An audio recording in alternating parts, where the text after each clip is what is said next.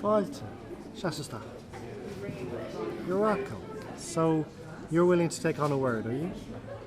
Okay, now you understand that all the words I'm giving out, some of them have been used on this island for like 2,000 or 3,000 years. So, like, I could give you a word and you'd be the last person left alive with the word on your lips. So, there's a bit of responsibility, okay?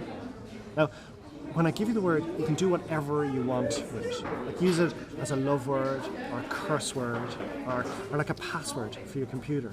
Just so that someone has the word in their mind or is breathing life through it, okay?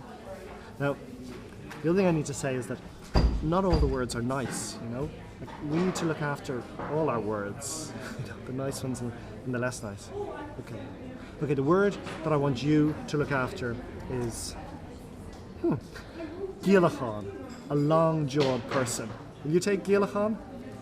Okay. Gilachan. Brilliant. Okay, as a symbol to the world, that from now on in you are looking after Gilachan, I am going to ring this bell, okay?